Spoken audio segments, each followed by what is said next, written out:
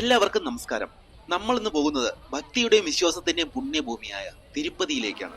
വളരെ കുറഞ്ഞ ചിലവിൽ തിരുപ്പതി എങ്ങനെ പോകാം, എവിടെ സ്റ്റേ ചെയ്യാം, എന്തൊക്കെ കഴിക്കാം എന്നതിനെ കുറിച്ച് ഒരു ഡീറ്റെയിൽ വിവരണമായിരിക്കും നമ്മുടെ ഇന്നത്തെ വീഡിയോ. നമ്മുടെ യാത്ര ആരംഭിക്കുന്നത് ചെന്നൈയിൽ നിന്നാണ്. 10 മണിക്ക് ചെന്നൈയിൽ നിന്ന് പുറപ്പെടുന്ന സബർബൻ 1 മണിയോടെ നമ്മളെ തിരുപ്പതിയിൽ കൊണ്ടെത്തിച്ചിരിക്കുന്നു. നമ്മൾ കേട്ടിട്ടുള്ളത് തിരുപ്പതി പോകുന്നു എന്ന്. പക്ഷേ യഥാർത്ഥത്തിൽ നാം പോകുന്നത് തിരുപ്പതിയല്ല, തിരുമല എന്ന് പറയുന്ന സ്ഥലമാണ്. തിരുപ്പതി എന്ന് പറയുന്നത് അതിന്റെ ഒരു ബേസ് ആണ്. അവിടെ നിന്ന് തിരുമല എന്ന് പറയുന്ന സ്ഥലത്തേക്കാണ് നമുക്ക് ആക്ച്വലി പോകേണ്ടത്. നമുക്ക് പോകേണ്ട തിരുമലയ്ക്ക് തിരുപ്പതിയിൽ നിന്ന് എപ്പോഴും ബസ് ഉണ്ടായിരിക്കും. നമ്മൾ ഈ പോകുന്ന ബസ്സിന് ടിക്കറ്റ് എടുക്കാനായിട്ട് അവരൊരു ബസ് സ്റ്റാൻഡിലേക്ക് ബസ് കൊണ്ടിടാറാണ് പതിവ്. അവിടെ നിന്ന് നമ്മൾ കൗണ്ടറിൽ പോയി ടിക്കറ്റ് എടുത്തിട്ട് വീണ്ടും ഈ ബസ്സിൽ സവാരി തുടരണം.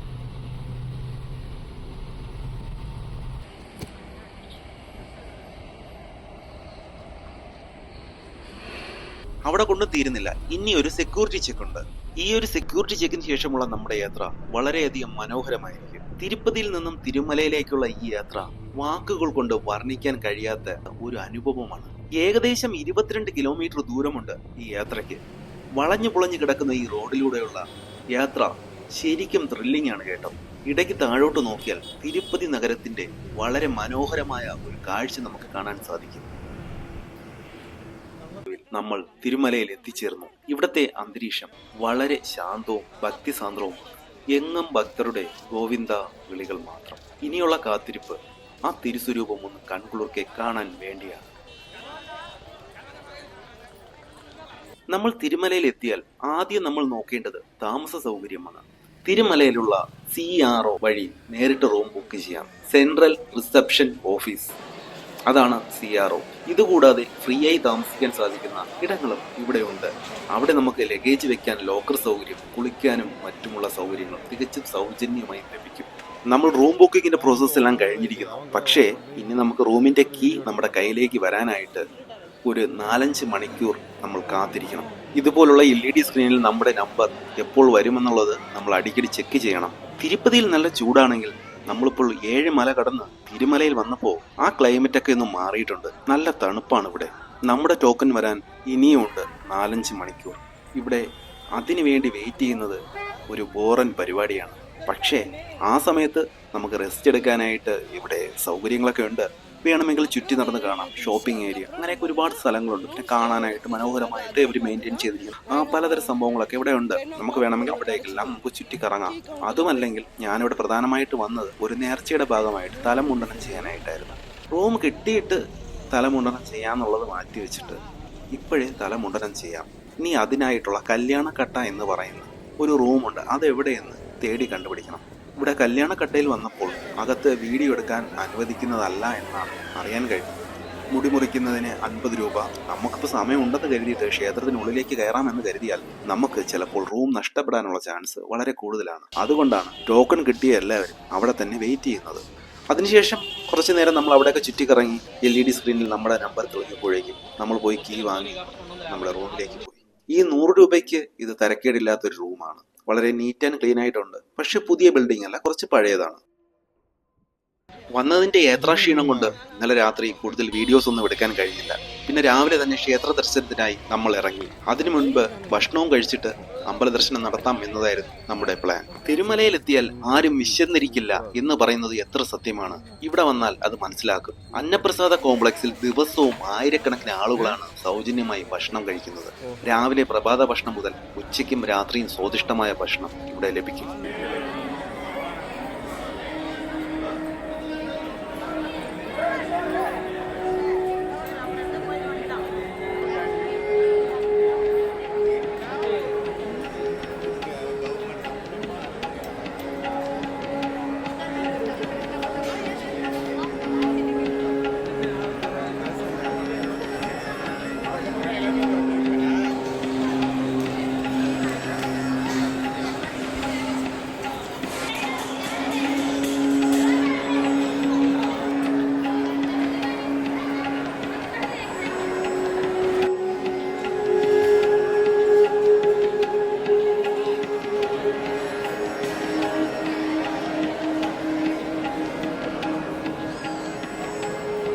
വളരെ വൃത്തിയോടും ഭക്തിയോടുമാണ് ഇവിടെ ഭക്ഷണം വിളമ്പുന്നത്. ഈ അന്നപ്രസാദം കഴിക്കുന്നത് തന്നെ വലിയൊരു പുണ്യമായാണ് ഭക്തർ കാണുന്നത്. ഇതുകൂടാതെ ഒരുപാട് ചെറിയ ഹോട്ടലുകളും തട്ടുകടകളും തിരുമലയിലുണ്ട്.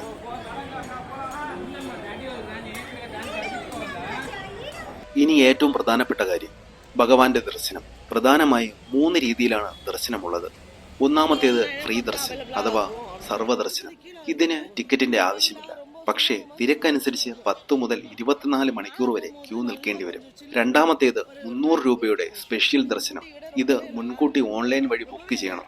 ഇത് ബുക്ക് ചെയ്താൽ താരതമ്യേന കുറഞ്ഞ സമയത്തിനുള്ളിൽ, അതായത് ഏകദേശം 2 മുതൽ 3 മണിക്കൂറിനുള്ളിൽ ദർശനം നടത്താം. മൂന്നാമത്തേത് ദിവ്യ ദർശനം. കാൽനടയായി മല കയറി വരുന്ന ഭക്തർക്കുള്ളതാണ്.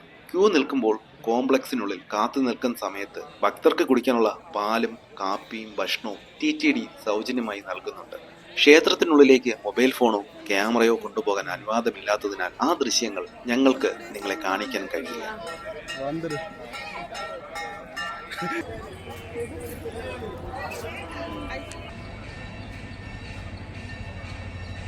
ദർശനമെല്ലാം കഴിഞ്ഞിറങ്ങിയപ്പോൾ ക്ഷേത്രത്തിന് എതിർവശത്ത് നിറയെ ആൾക്കാർ ചുറ്റും കൂടി നിൽക്കുന്നത് കണ്ട് അങ്ങോട്ടേക്ക് നടന്നു. ഭഗവാനെ നോക്കി ഇവിടെ നിന്നും ആൾക്കാർ പ്രാർത്ഥിക്കുന്നുണ്ട്.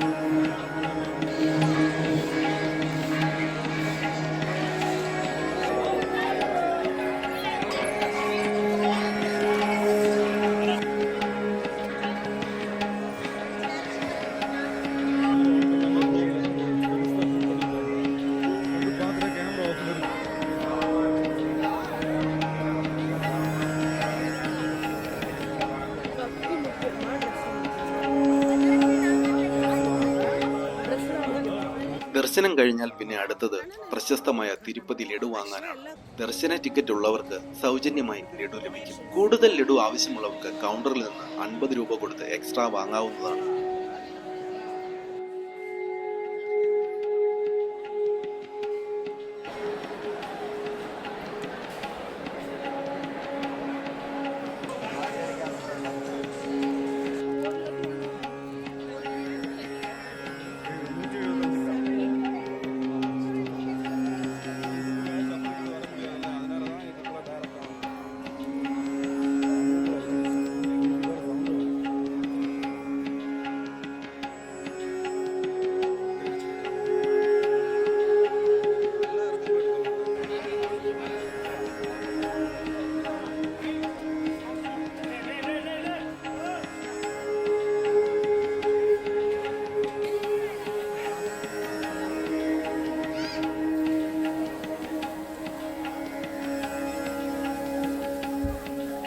ഈ റൗണ്ടാനയ്ക്ക് ഒരു സൈഡിലാണ് നമുക്ക് പോകേണ്ട ബസ്സുകൾ നിർത്തുന്നത്. ഈ ഒരു ബസ് ഇവിടെ വരുന്ന ഭക്തജനങ്ങൾക്ക് സൗജന്യമായി യാത്ര ചെയ്യാനുള്ളതാണ്. നമ്മൾക്ക് ദർശനത്തിന് പോകാനാണെങ്കിലോ ഭക്ഷണം കഴിക്കാൻ പോകാനാണെങ്കിലോ ഇല്ല ഇവിടെയുള്ള ചെറിയ ചെറിയ ഷോപ്പിങ്ങിനാണെങ്കിലോ ഈ ബസ് നമുക്ക് ഉപകരിക്കും.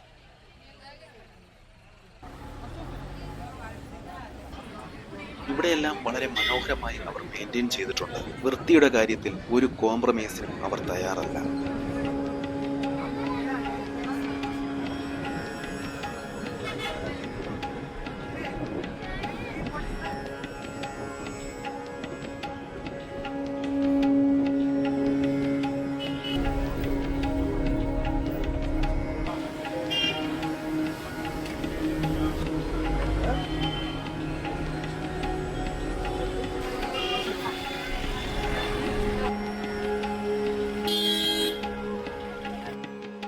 ഞാനിങ്ങനെ വീഡിയോസ് എല്ലാം പകർത്തിക്കൊണ്ടിരിക്കുന്നതിനിടയിൽ ഒരു അക്കിടി പറ്റി.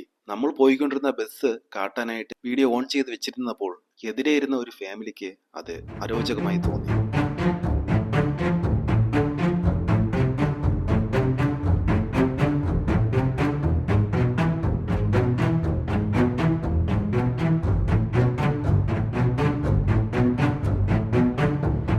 നമ്മൾ വന്ന സമയത്ത് റൂമെല്ലാം ബുക്ക് ചെയ്തില്ലേ CR ഓഫീസ്, അതിന്റെ ഓപ്പോസിറ്റ് ആണ് ഈ ഷോപ്പിംഗ് ഏരിയ വരുന്നത്. നമ്മളൊരു യാത്ര പോകുമ്പോൾ അവിടുത്തെ ഓർമ്മയ്ക്കായിട്ട് നമ്മൾ എന്തെങ്കിലും ഒന്ന് വാങ്ങൂലേ? ഇപ്രാവശ്യം എന്ത് വാങ്ങാന്ന് നമുക്ക് ഷോപ്പിംഗ് ഏരിയയിൽ പോയി നോക്കാം.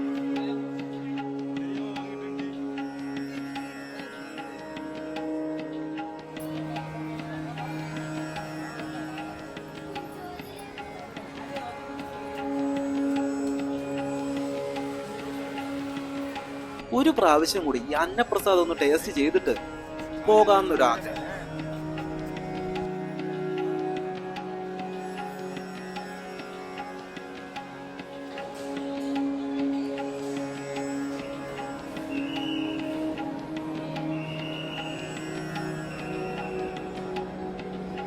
അപ്പോൾ തിരുമല യാത്രയെക്കുറിച്ചുള്ള ഈ വിവരങ്ങൾ നിങ്ങൾക്ക് ഏവർക്കും ഉപകാരപ്രദമായി എന്ന് കരുതുന്നു. യാത്രയെക്കുറിച്ച് നിങ്ങൾക്ക് എന്തെങ്കിലും സംശയങ്ങൾ ഉണ്ടെങ്കിൽ താഴെ കമന്റ് ചെയ്യുക. മറ്റൊരു കിടിലം യാത്രാപൂർണ്ണമായി നമുക്ക് വീണ്ടും കാണാം.